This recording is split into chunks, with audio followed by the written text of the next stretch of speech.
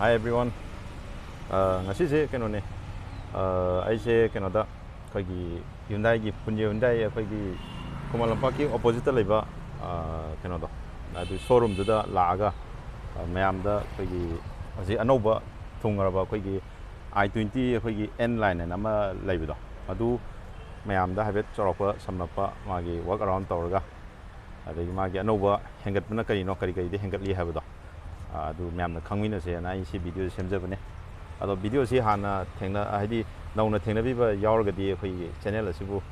subscribe tawiramo like tawiramo share tawiramo aduga bell icon ju press tawiramo na hajari so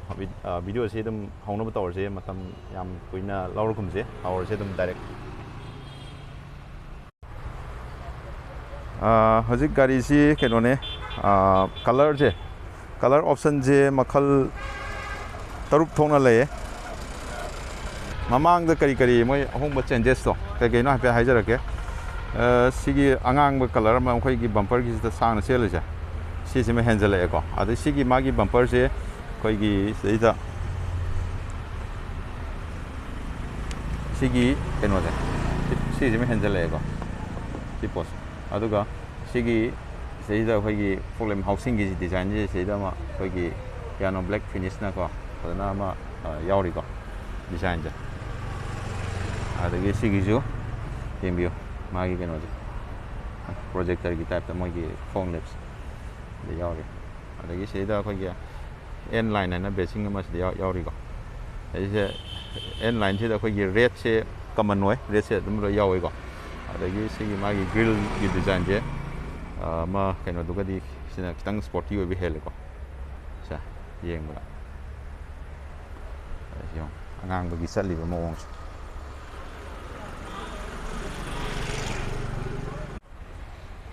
adagi side lomda mu yenge side lomda kari changes lege ha kanda sagi sigi spoke se keno duga di manatre ko sina n gi khoi gi magi keno beijing du di lo yaure ba sida ya sigi beijing lo yaure adagi spoke ki design lo khenare aduga tire gi size se dum si leire hana ga dum habe mane 195 55 r 16 inch da lei ko ado sigi manungi keno jima si red color da sporty oi be hele yeng ba ko red se ma gi n gi koi common oi re hai ta re se da red loi mak teng lo yaw ko n line da disc brake oi ko amang di maning disc na ta ne ade sigi side si keno da sigi stage yaw ja red na ko sine aduga zeda maga side ta khoi gi orbem jida khoi gi sigi side indicator oina sigi yamna slick oina yam pick na ko among ta na khoi gi led gi ta si yauri ko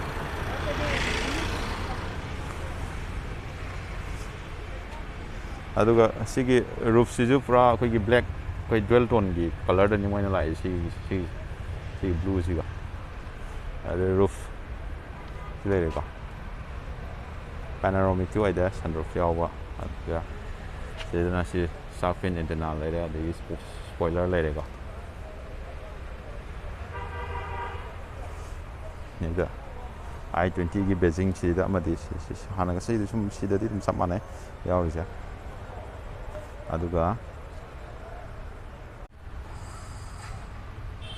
aduga sei da chrome ja si chrome ja siam phajai ko da happy ba chrome ja sigi makha da se da dum loi chrome nga thani si jo aduga makha da ji da khoi gi bumper ja si jo chrome khoi gi piano black finish ki kan wa thani ko chrome da aduga sina khoi gi sina yamna khoi sporty o hen ba kan wa se sigi design jina ni ko sigi exhaust ki makhon je tonga le do ai paran hapetang kana torgadi hajirake ai di magi exhaust note sound do sida maninge n line ne sida mu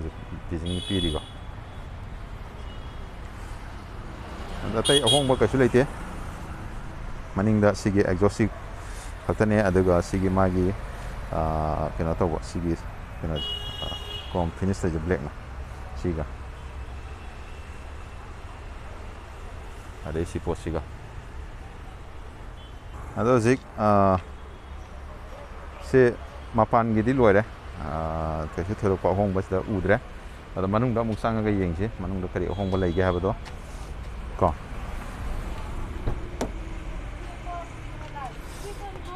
sida manungda hongise si thong sida hek hangtokpaga akoigi thong se dum leirego sa red na akoigi sida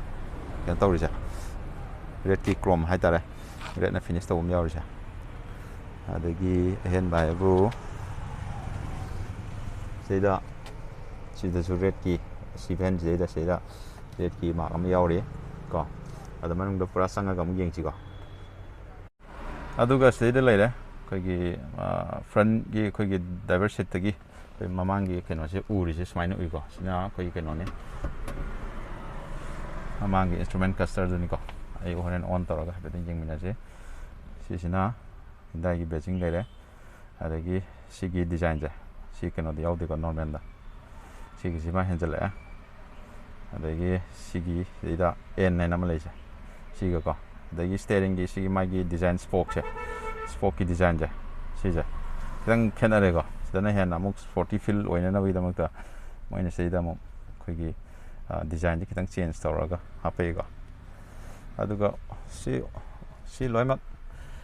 across the khoi dashboard ki si keno se khoigi S7 jeda khoigi seida mai si khoi red finish tawraga mamre yawrigo ada kasu atai di hong leite bainamak aduga sigi mathakta cabin ji si mathaki roof se si pura khoi gi black ngato oire ko sidide cha black ngatani ko ade roof si smaina to yamna phajai ko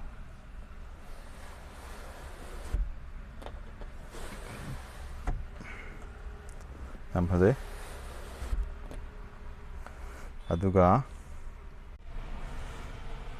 aduga sida su khoi gi red na se magi keno sida payon sida red ngata loi hapise oi ko adagi sida gear knob se si jong to sporty feel ni si gear palm je smaina mathak to ko tak chingkalaga se orba smaina chingkalaga aduga gear tawdine ba sida su red na kana tawre ko design je pura sporty feel lamadi khoi da thawli ko aduga je mu yengmina je khoi gi seat ki cover sida su yung design pura tongal ko yung pura n9 sida basing sida n9 le sis n9 le aduga sida khogi magi stitch se n gi keno se color se yung to tongal le pura boundary sigi boundary loina ma khogi angang basina loina ma kena taw le sit se tongan ba khogi i20N gi fil ma phawli je sini som da slel chamani ko ai no sik ke tongi ba gari se khoi gi keno doni MT inji si gari se engine option ani de lai ko khoi automatic akhoi DCT da ba ma de gi sina IMT ko IMT de khoi gi intelligent manual transmission ai ni ko seisa lai adaida sigi keno si ju khoi gi makha gi accelerator ga only brake ni ko yarja automatic ki mong ado se mo oi on tawraga yengmina se magi instrument cluster se ni ko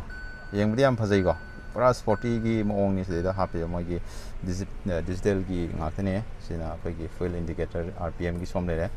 ade somna sorry koi som side china RPM aduga som jangkana speedometer ni ko se n thare ko yam phajaba keno ne mamangi keno se instrumental control ko ade steering de gi smani yeng from view se yam phajai somna keno ni ko tas koi Apple CarPlay Android Auto adagi pura fully connected car haba tare si pose aduga si maning dana sigi keno se S7 jida magi keno yauri je ade sida pocket phay yauri makha dana charging point jida yauri ko samane maning da jos loima ko de mogi n9 gi setting jida set da jos head adjustable oi de ko se ani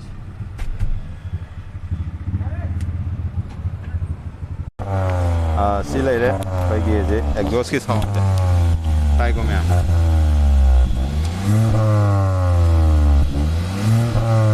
Okay.